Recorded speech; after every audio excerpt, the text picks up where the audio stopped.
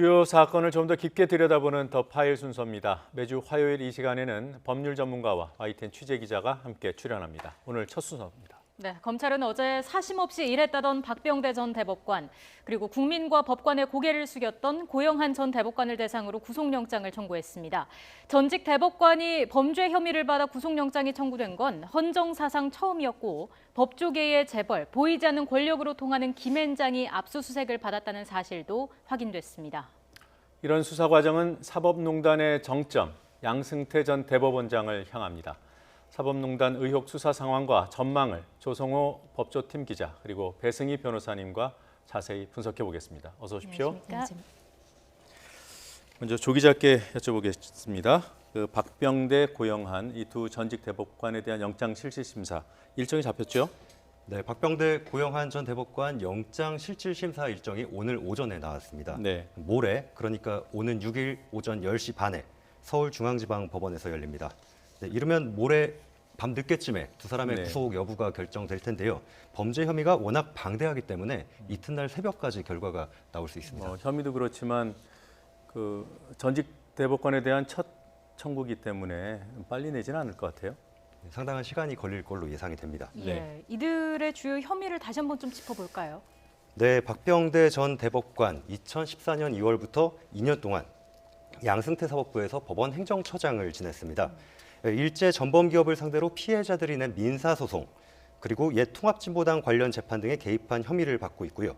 헌법재판소 파견법관을 통해서 불법으로 정보를 수집하고 또 각급 법원 공보관실 운영비 명목에 3억 5천만 원을 현금으로 돌려받아서 비자금을 조성하는 과정에 주도한 것으로 검찰이 또 의심을 하고 있습니다. 네. 고영한 전 대법관은 박병대 전 대법관의 후임으로 1년여 동안 법원 행정처장을 지냈는데요. 예. 전현직 판사가 연루된 부산 법조비리 사건과 정은호 게이트 사건 재판 등에 개입한 혐의를 받고 있습니다. 그리고 두 사람 모두 양승태 사법부의 비판적인 판사들에게 인사상 불이익을 주기 위해 작성된 이른바 판사 블랙리스트를 승인한 혐의도 적용됐습니다. 예, 변호사님께 좀 여쭤볼게요. 전직 대법관 영장 청구하기가 만만치 않았을 텐데 그만큼 검찰이 자신감을 보이고 있다 이렇게 봐도 되겠습니까? 그렇죠. 지금 전직 대법관 두 분을 사실상 처음으로 동시에 구속영장을 청구했는데요. 예. 만약에 검찰에서 구속영장에 대한 기각률이 높았다면은 한 명씩 아마 청구를 했을 가능성도 높은데 이 사건은 한 번에 두 명을 구속영장 청구했기 때문에 검찰로서는 아마도 수사가 거의 다 됐고 범죄 혐의 입증에 있어서 자신감이 있다 이런 표현으로 봐야 될 것으로 보입니다. 근데 이번에 영장 청구한 내용들을 보면은 그 영장 청구서 내용 기재가 굉장히 많아서 이전에 뭐 이명박 전 대통령이 155쪽인 거에 비해서 네. 거의 뭐 3배나 그 정도 되는 것 같은데요. 아마도 이제 기간이 길고 또 관련했던 재판들이 굉장히 많기 때문에 범죄 혐의가 굉장히 많아서 이번 영장 청구 실질 심사에서 좀 많이 다퉈질 것으로 보입니다. 네, 그동안 그 영장 심사를 누가 맡게 될까 뭐라고 할까요? 지인이라고 해야 되나요? 인연이 있는 그런 분들이 그 영장 심사를 맡게 될 가능성을 우려하는 목소리가 많지 않았습니까? 그런데 이번에 사법부에서는 굉장히 그 부분을 좀 우려했던 것 같습니다. 그래서 어떤 판사든 간에 대법관과 같이 아마 한 번이라도 재판을 해봤을 거라고 보이는데 네. 그런 점을 좀 우려해서 이번에 영장 전담 판사가 굉장히 늘어났는데 사실은 법원 행정처에서 일하지 않은 판사들로 구성을 하면서 그 대부분 관련이 있는 인적으로 좀 관련이 있거나 한 부분은 굉장히 배제한 것으로 알려져 있습니다. 그래서 아마 이번 판결에서도 임종천 전 법원 행정처장과 같이 구속영장에 있어서는 그 심사가 좀 공정하게 이루어지지 않을까 예상이 됩니다. 네, 그래도 그렇게 구성된 그 재판부 중에도 뭐 인연이 있다 이런 지적들이 있었어요. 이번에 정해졌죠? 네, 정해졌고요. 영장 전담 그 판사들 가운데 말씀하신 것처럼 새로 신설된 새로 합류한 그 부장 판사들이 맡게 됐고요. 박병대 전 대법관 같은 경우는 임민성 부장판사가 맡게 됐는데요. 네. 임 부장판사의 경우는 임종원 전 차장 구속영장을 발부한 판사입니다. 그리고 고영한 전 대법관 영장심사를 맡게 된 명재권 부장판사, 이분은 1998년에 검찰로 임용이 돼서요. 2009년에 경력법관으로 법원에 들어왔는데 두 사람 모두 대법원이나 법원 행정처에서 일한 경험은 없습니다. 네, 알겠습니다. 두 피의자와 인연이 있는 것으로 알려진 판사들은 이번 심사에서 제외가 됐는데 어제 YTN이 단독 보도한 내용이 있었습니다. 검찰이 김앤장을 압수수색한 내용. 그 내용을 좀 자세하게 한번 짚어주시죠. 네, 저희 YTN 법조팀의 동료 기자들이 취재한 내용인데요. 네. 직접 취재하신 건 아니고요. 저는 옆에서 많이 거들었습니다. 네. 네, 서울중앙지방검찰청이 지난달 12일 국내 최대 로펌이죠. 김앤장 법률사무소를 압수수색했다는 내용입니다. 일제 강제징용 피해자들이 낸 민사소송 재판을 지연하는 데 관여했다는 의혹과 관련해서 이제 김앤장 소속 변호사들을 압수수색한 건데요. 네. 네, 대상자가 2명이었습니다. 한 명은 박근혜 청와대에서 법무비서관을 지낸 곽병훈 변호사, 네. 그리고 또 한 명은 부장판사 출신의 한모 변호사인데요.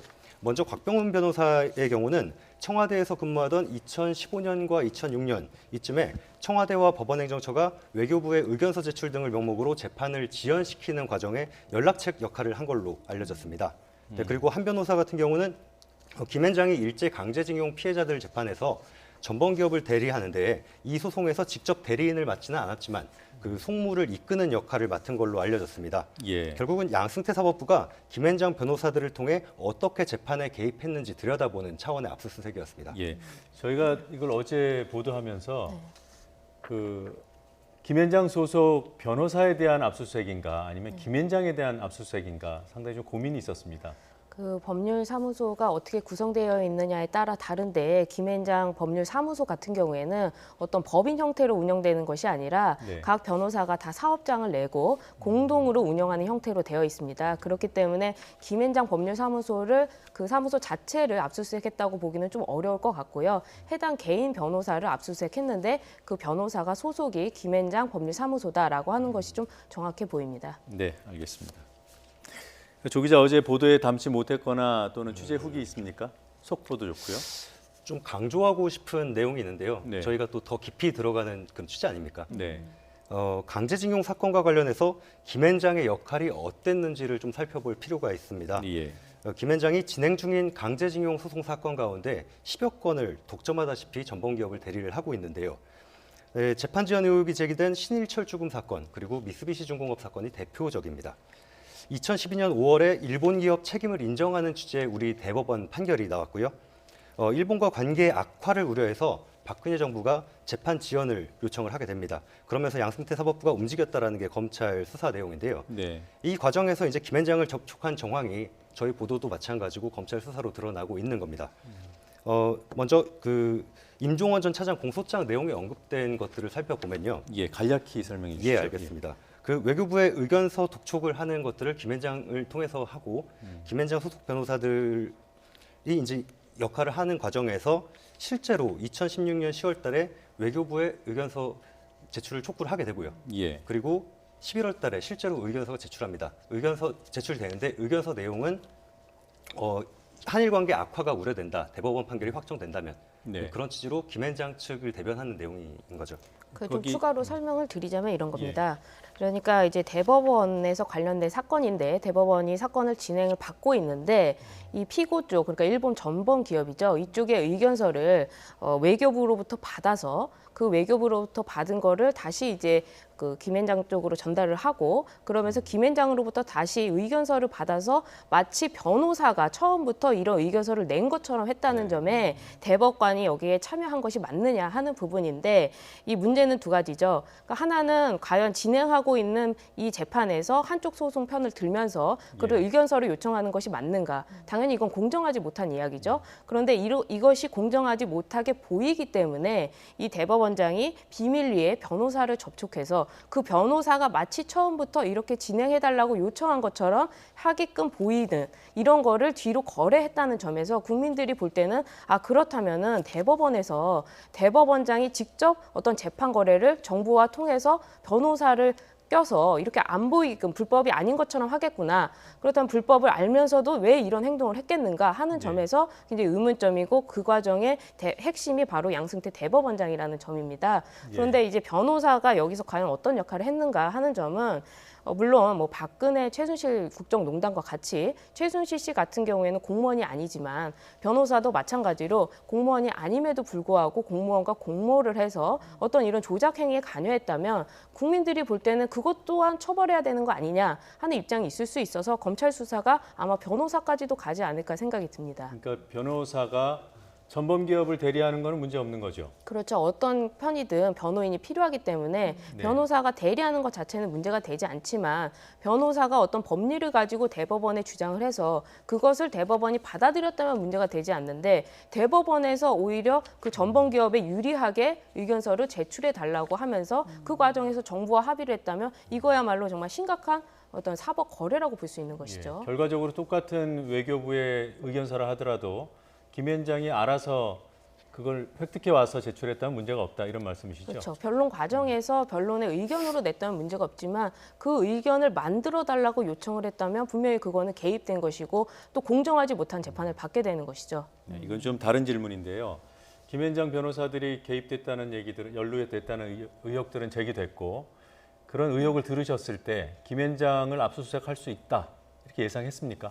사실은 이제 김현장 출신의 변호인들이 굉장히 쟁쟁하죠. 지금 네. 뭐 천정배 의원 같은 경우에도 여기 출신이고 지난번에 뭐 조윤선 전 장관도 여기 출신이고 지금 남편도 여기서 이제 변호를 맡고 있는데 이러한 그 김현장이 그동안 비밀리에 감싸져 있고 했던 부분은 다 이렇게 뭐 헌재 소장이라든지 어디 그 쟁쟁한 출신들의 그런 분들을 변호사로 데려와서 어떻게 보면 사실은 우리가 드러나지 않았던 정관 거래를 한 건 아닌가 했는데 이제 이런 점들이 혹시 드러난 건 아닌가 싶습니다만 어쨌거나 이번 검찰에서 압수수색 영장을 발부받아서 영장을 했다는 점은 법조인으로서도 좀 충격적인 일이고 아마 김현장에 있는 소속된 변호사들도 설마 우리 변호사까지 압수수색을 하겠느냐 했는데 이번 정부에서 어떤 구체적인 혐의가 워낙 크게 드러나다 보니까 압수수색 영장까지 발부되고 또 압수수색이 정말 실시되는 좀 사상 초유의 사태가 일어난 것 같습니다. 예. 네. 이번 일로 그래서 뭔가 혐의가 구체화되면 지금은 아직은 이제 수사 중인 거고요. 그게 확증이 나오거나 하면 글쎄요. 김현장이 받을 어떤 피해, 어떤 여파 어디까지 미치겠습니까? 지금 뭐 그 김현장 홈페이지 들어가 보시면 아시아권에서 12위를 달리고 있고 본인들은 뭐 국내에서 1위라고 하고 있기 때문에 어떤 그 변호사 숫자라든지 뭐 법조인의 들어오는 입장 뭐 이런 것들은 아마 견고하게 좀 있는 것 같습니다만 의뢰인 입장에서 생각해 본다면 본인들이 감추고 싶은 어떤 행위들이 있을 건데 그거를 비밀리에 김현장에 맡겼다라고 했을 때 압수수색을 다시 당할 수도 있기 때문에 아무래도 의뢰인들 입장에서는 좀 타격이 있지 않을까 생각이 듭니다. 예, 이번 사건이 어떤 파장을 불러오게 될지 계속 좀 지켜볼 필요가 있어 보이는데요. 저희가 단독 보도를 해드리면서 어제도 일정 부분 김현장이 어떤 로펌인지 말씀을 드렸습니다마는 사실 언론이 김현장에 대해서 많이 다루지 않았기 때문에 이 부분에 대해서도 좀 짚어볼 필요가 있어 보입니다. 김현장이 일단 별명이 많더라고요. 네, 앞서 변호사님께서도 많이 짚어주셨는데요. 일단 김현장 어떤 데인지 한번 짚어보겠습니다. 1973년에 설립이 됐고 정식 명칭은 김장법률사무소예요. 일단 별명 얘기 좀 하면 안 될까요? 별명 여러 가지로 이제 그 소송들을 맡고 있는데 변호사가 아까 말씀하신 것처럼 특정 소송을 맡거나 이런 것들을 문제 삼기는 어렵습니다. 다만 법조계의 재벌 그리고 네. 숨어 있는 권력, 국부 유출 전문 로펌, 그 대한민국의 마지막 성역 이런 별명들로 불립니다. 데블스 애드버킷은 뭐예요? 어떤 말씀? 데블스 애드버킷이라는 별명이 있다고 데블스 들었는데. 애드버킷 악마의 변호인이라는 뜻이죠. 네. 예, 그 이런 별명을 갖게 된 이유를 보면 강제징용 소송은 물론 또 수많은 사건에서 자본과 권력 이들의 해결사 역할을 자처했다 이런 비난과 함께 오는 별명들입니다. 그러니까 예. 김현장에서 그동안 맡았던 사건을 쭉 돌이켜 보면은 이제 우리 국내에 해외 기업에서 국내 정부를 상해서 소송을 했을 때 사실은 김현장이 해외 기업을 맡는 것보다는 우리나라 정부 입장을 맡아서 어떤 국부 유출을 막아야 함에도 불구하고 그런 국부 유출에 관여하는 기업의 소송을 많이 맡았고 거기서 이제 승소를 많이 했습니다. 그래서 네. 아마 데블스 애드버킷이라는 국내 별명이 붙은 것 같은데요. 지금 사실은 변호사가 어떤 재판 일정이나 재판 그 절차에 대해서 조율하는 것이 변호사의 업무이긴 하지만 그 과정이 정말 공정하지 못하고 또 일부 청와대라든지 혹은 정부라든지 이런 개입의 의혹이 있었다면 사실 변호인이 변호사 윤리에 의해서 그런 부분들은 좀 조율을 해야 되는데 어떠한 그런 것이 없이 모두 다 변호인의 변론 업무의 하나다라고 생각하면서 자신들이 권력을 좌지우지할 수 있다는 그런 입장으로 보이게 했다면은 그것도 또한 변호사 업계에서는 공정하지 못하고 윤리에 어긋나는 건 아닌가 하는 생각이 듭니다. 네. 그 김현장 얘기 조금만 더 해보죠. 뭐 데블스 애드보킷이라는 그런 별명까지 받고 있다고 하니까 그동안 구체적으로 어떤 사건을 수임해서 이렇게 커왔는지. 뭐 아까 강제징용 소송 말씀드렸고요. 네. 그 사망자만 1,300명 정도로 추산되는 가습기 살균제 사태의 가해자라고 할 수 있는 기업이죠. 다국적 기업인 옥시를 변호했었고 네. 또 배출가스 조작 파동 당시에는 폭스바겐사를 그리고 외환은행 헐값 인수 사건 때는 사모펀드인 론스타를 변호하기도 했습니다. 변호사님, 이렇게 뭐라고 할까요? 국부유출 전문은 아닐 테고 네. 그런 이제 사안들이 끼어 있어서 이런 비판을 받을 텐데 다른 로펌들은 어때요? 다른 로펌에 이제 외국에서 하는 기업들이 다른 로펌을 찾기보다는 대부분 김앤장을 찾을 수밖에 없는 게 김앤장에서는 말씀드린 대로 어떤 그 행정청이라든지 법원이라든지 아니면 헌법재판소라든지 여기 출신들을 굉장히 많이 그 선임을 합니다. 그래서 실제로 인적 구성에 있어서 그 변호사가 변론을 하지 않는다 하더라도 그 사람을 변호인으로 선임했을 때 상대가 느끼기에는 굉장히 무언가 좀 거래가 될 수 있겠다 하는 부분이 있거든요. 그리고 네. 뭐 지금 드러나는 사실관계를 보면 혹시라도 좀 만나서 우리나라가 굉장히 인적 구성이 좁기 때문에 사실 뭐 한 다리만 건너면 다 한다 이런 얘기 있지 않습니까? 이제 그런 식으로 혹시 전화 변론이라든지 일부 이렇게 재판 정말 절차적인 재판이 아니라 어떤 인적인 측면에서 그런 걸 모색했다면 이제 그런 부분들로 인해서 김앤장을 많이 선도한다는 거죠. 다른 네. 로펌보다는 이제 그런 점에서 아마 김앤장이 우리나라 그 국부 유출에 있어서 많은 그런 외국 기업을 좀 많이 변론했던 것으로 보입니다. 네. 그 김앤장 압수수색도 결국은 양승태 전 대법원장을 향하는 거 아니겠습니까? 그렇죠. 지금 일부에서는 스모킹 건이 뭐 확보됐다 이런 얘기도 있던데. 지금 임종천 법원 행정처장이 구속이 됐는데 사실상 그분이 실무를 담당하고 여기에도 의견을 제출하고 저기도 의견을 제출하는 연결고리로서 역할을 했습니다. 그런 분이 구속이 됐기 때문에 아마 그 핵심 최종 총괄을 하는 양승태 대법원장에 대해서도 수사가 이제 급물살을 이루어질 것으로 보이는데요. 네. 지금 쭉 언론의 흐름들을 보면은 양승태 대법원장이 했던 그 재판 관련 거래 같은 게 강제징용 전범기업과 직접 접촉을 한 부분, 사실상 이거는 공정한 재판을 받을 국민의 권리를 굉장히 침해한 것으로 볼 수 있습니다. 그리고 지금 나오는 것들 중에 하나는 통진당 해산 심판에 있어서 네. 그 행정소송을 제기했을 때 이 재판이 어느 부서에 배당되느냐 하는 거에도 거래를 했다는 이야기가 지금 나오고 있는데요.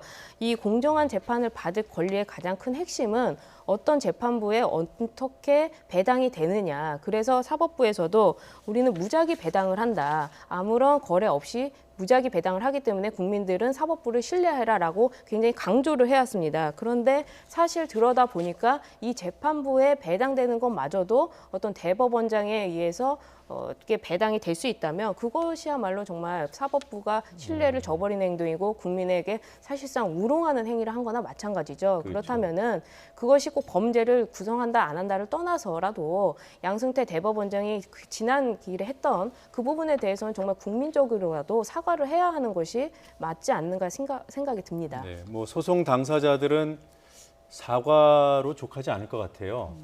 근데 이제 법적으로 말입니다. 이런 문제가 밝혀졌다고 했을 때 이미 내려진 판결을 뒤집을 수 있습니까? 그게 굉장히 심각한 문제라고 생각이 드는데요. 실제로 지금 재판에 대해서도 많은 국민들이 사법부를 신뢰하지 못해서 얼마 전에 뭐 김명수 대법원장이 출근길에 화염병에 대해서 뭐 차량에 불이 나는 그런 소동까지 벌어지지 않았습니까? 네. 그런데 실제로 이런 사건이 드러난다면 그동안의 재판에서 좀 본인이 불이익을 받았다고 생각하시는 분들은 재심이라도 청구를 하겠다라고 아마 소송이 좀 물밀듯이 일어나지 않을까 생각도 듭니다. 그리고 지금 나오는 재판 중에 특히 뭐 강제징용 손해배상 사건 같은 경우에는 이게 범죄 혐의가 드러났을 때 네. 재판 거래가 있었기 때문에 아마도 재심으로 다시 소송을 진행하는 것이 가능하지 않을까 하는 예상을 합니다. 재심 청구하면 이 정도 사안이면 받아들여질까요? 아마 사법부에서도 자신들의 이 범죄 행위를 인정할 수밖에 없기 때문에 이것이 정말 범죄가 인정이 된다면 네. 재심으로 아마 청할 수도 있지 않을까 생각이 듭니다. 예. 자, 이번엔 수사 상황 전망 좀 해보죠. 양승태 전 대법원장 언제쯤 소환됩니까? 이르면 다음 주, 뭐 다다음 주, 뭐 이렇게 예상할 수밖에 없고요. 정확하게 그 구체적인 시점이 언제다 이렇게 못 박아서 말씀드리기가 어려워 보입니다. 일단 혐의 내용 자체도 조금 더 구체화돼야 되고 아직 조사도 이루어지지 않은 상황이라서 네. 예. 단정해서 말씀드리기는 쉽지 않습니다. 다만 양승태 전 대법원장 혐의 사법농단 의혹과 관련해서 최종적으로 보고받고 지시한 혐의입니다. 그러니까 재판 개입과 법관 사찰, 법원 비자금 조성 등등을 최종 책임자가 네. 양승태 전 대법원장이라고 보시면 되는데요. 구속된 임종원 전 차장 그리고 박병대 고영한 전 대법관의 혐의를 모두 합친 게 양승태 전 대법원장의 혐의라고 보시면 됩니다. 그분들하고 양승태 전 대법원장 사이에 중간 단계는 또 없는 거죠?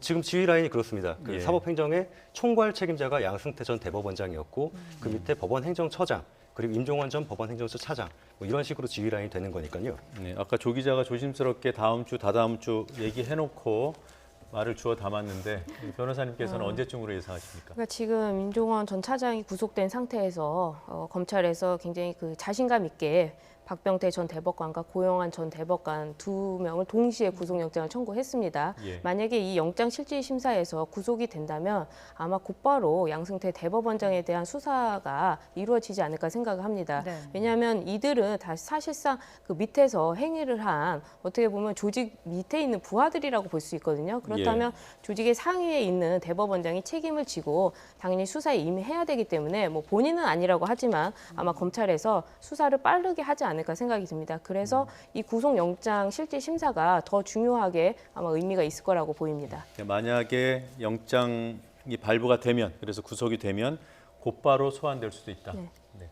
지금 잠깐 보다 말았는데요. 그 양승태 전 대법원장 혐의를 한번 정리하고 오늘 순서 정리하도록 하죠. 강제징용 전범기업과 직접 접촉을 했다. 그리고 강제징용 재판을 그 전원 합의체 회부하라고 직접 지시했다. 그리고 블랙리스트 파문이죠. 그 문건에 V자 등을 표시했다. 이게 대표적인 혐의인가요? 최종적으로 승인했다라는 의미입니다. 네, 알겠습니다. 네, 오늘 더 파일 여기서 정리하도록 하겠습니다. 지금까지 조성호 YTN 법조팀 기자 그리고 배승희 변호사였습니다. 고맙습니다. 고맙습니다.